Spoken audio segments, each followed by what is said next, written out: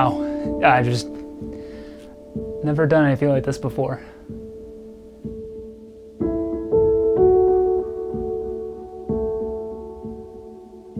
My name's Idle.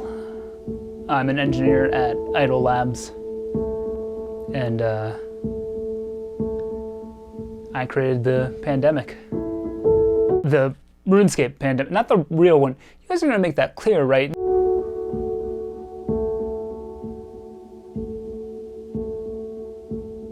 Walk us through how this all started.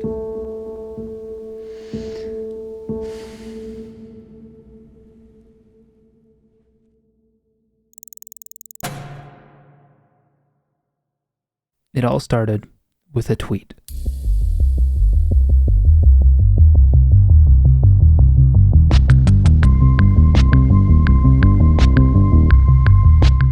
December 29th, 2022. Former JMod Flip2Dip tweets, virus. One or a few start with a virus that spreads to other players. This would be the idea that started a pandemic. I'm Philip, also known as Flip2Dip on Twitter. I worked at Jagex before, so I'm kind of like a washed out JMod that most people have forgotten about at this point. I'm like way too passionate about games to the point where I think my IRL friends hate to hear me talk about it. So would you say your passion for games is what led to the idea for the virus? Here's the deal.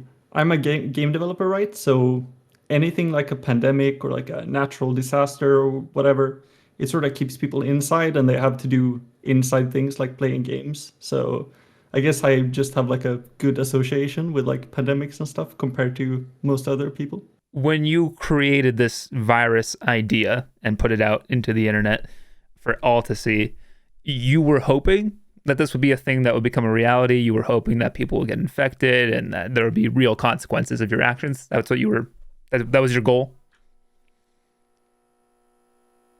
To be honest, there was a small part of me that hoped for it, yeah.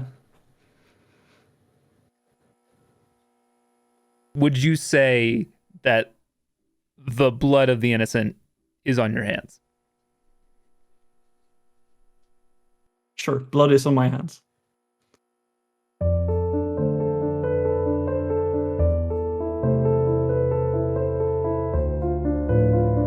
So as a former JMod, would you describe this pandemic idea that I think it's fair to say we've established at this point you created the idea and therefore it's probably your fault. Would you say this was some sort of sick revenge To get back at a community that can be very critical of a game they claim to love? Honestly, it hadn't even crossed my mind, but now that you say it, it makes so much sense. So yes, absolutely. As I think it was Mod Oasis once said during like the summer summit, we just hate the players, so it's yeah.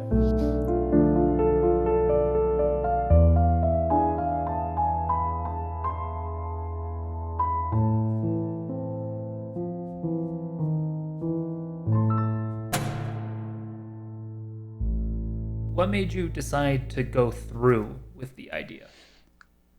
I guess we thought it'd be a fun social experiment, you know? One we could look back on and laugh, but that was back when we thought we'd have more control over its release.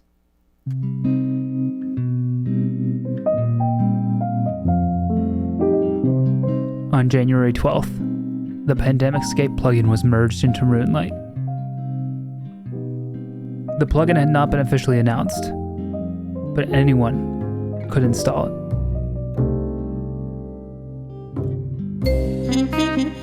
Feral Wiki was the first person to install the plugin. They seemed to instantly understand how it worked and how to maximize its potential to cause a pandemic.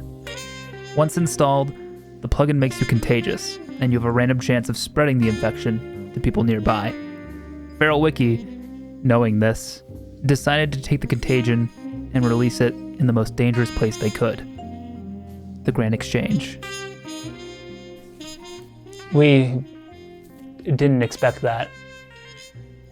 The idea that someone's first instinct would be to spread it as fast as possible just didn't cross our minds. But I mean, I guess we weren't really thinking. A lot of us were really high, just like very, yeah. We tried to reach Feral Wiki for comment, but they could not be tracked down. The following is what we assume they would have said, voiced over by the cheapest voice actor we could find on Fiverr. So, I guess we'll start with, how did you find the plugin before it was ever announced? I think that's what most people want to know. I'm a sicko. I stalk the plugin hub every single day since I saw the tweet with the original idea. But why? I have a thirst for blood. I wanted to be the first to spread the virus, and I wanted to spread it the farthest of all players. I dreamt of the name Feral Wiki being etched into the annals of history. A lesson I learned long ago was that history does not discriminate between good and evil. Greatness is remembered all the same. Do you think that maybe you took this whole thing a little too seriously? This interview is over. After that, we tried to warn people not to install the plugin. We thought we could regain control, but pretty quickly that backfired.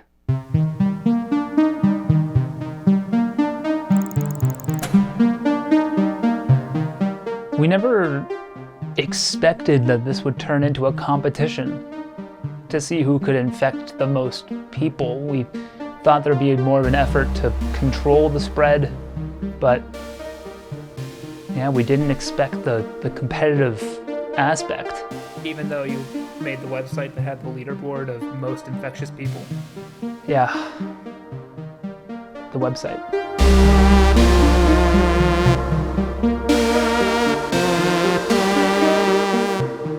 The Pandemic Live Tracker was intended to show the spread of the virus, giving players more information to avoid the dangerous people and areas. The live map gave an instant view of where the spread was growing most rapidly. The table let people see not only when they were infected, but how many people they had infected. The website wasn't used how we expected at all. It wasn't used for safety. It was basically a blueprint. We gave people a how-to on making a weapon of mass destruction, and they used it. Temperas, blast furnace, pest control. High traffic areas were being attacked by the infected, all in an effort to have their name in lights. Some even resorted to attacking the innocent on Tutorial Island. I mean, in hindsight, creating a leaderboard of who had infected the most people was a mistake. We had not accounted for how much people like seeing their name on a screen, but you know, people will donate their life savings to Twitch streamers to have their name appear on a screen for 5 seconds and get a quick thank you, so it's a lapse in judgment there. Definitely. The next 24 hours turned into chaos. Names rising and falling on the leaderboard as the infected vine to be remembered forever. Onion Bulb, Womanity, Furry Slut. At different points, these names all held the title of most contagious. They had no interest in slowing down the spread, in flattening the curve. The following is a letter from a player visiting a house in Remington on World 330. Moments after Furry Slut had arrived, torment following in their wake.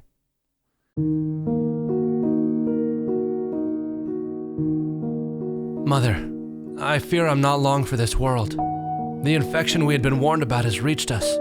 There are those who seek only to spread it, to wreak havoc upon the innocent. I do not pretend to understand it, but I do fear it. My symptoms as of now are non-existent. I actually feel completely normal. Maybe that's because I'm just a character in a video game. Or maybe I'm a ticking time bomb, ready to explode at a moment's notice. I must conclude this letter for now, Mother. I have homework to do, and Chris said he won't let me copy off his this time. Chris is a dick.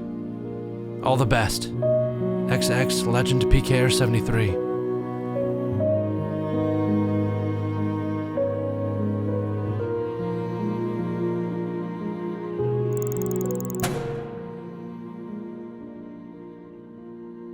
The infection was raging like a wildfire, and as the numbers kept growing, the people became increasingly concerned. They would ask questions, looking for answers around every corner. Some asked if masks could help. Others refused to log in altogether. Why didn't masks help to stop the spread? Laziness, I guess. I mean, at that point, we didn't know what to do to limit the spread. I guess we didn't know if we wanted to limit the spread.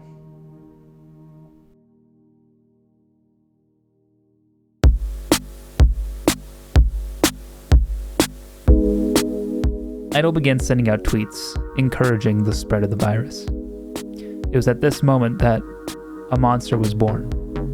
Not in the form of a disease, but in the form of a player.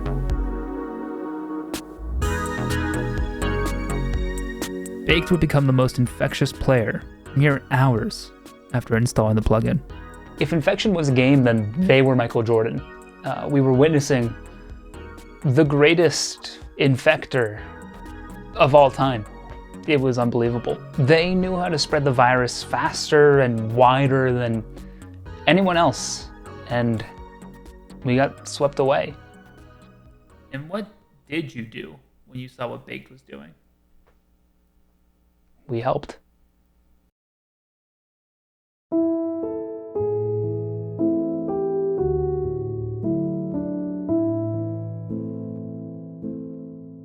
The plugin originally had a 1 in 20 chance of infecting a nearby player. 3 days in, Idle, corrupted by his own creation, made a change. Baked went from a 1 in 20 chance to a 1 in 5. Overnight, they became 4 times more infectious than anyone else.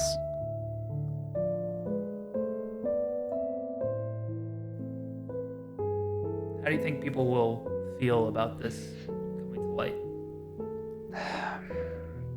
Yeah, I guess I'd hope for forgiveness. I don't know if I deserve it, but it's what I hope for.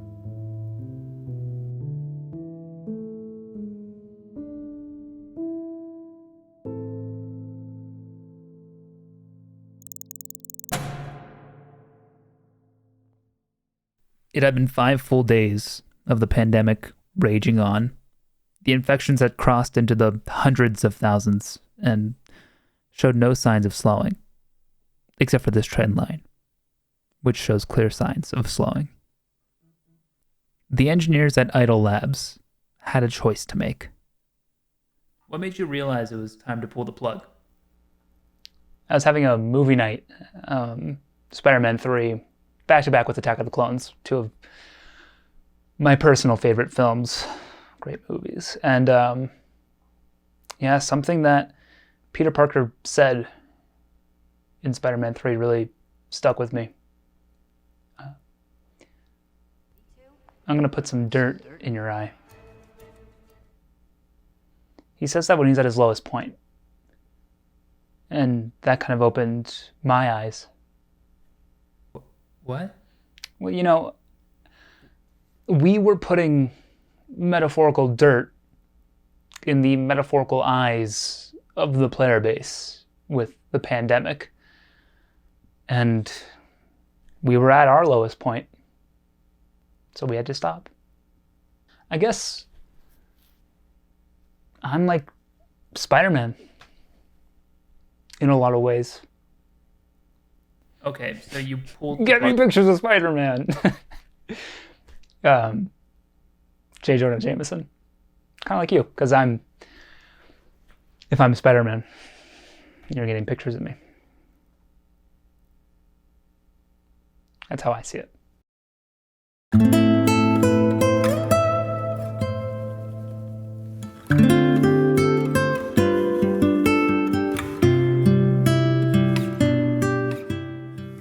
What happens to the people who got infected?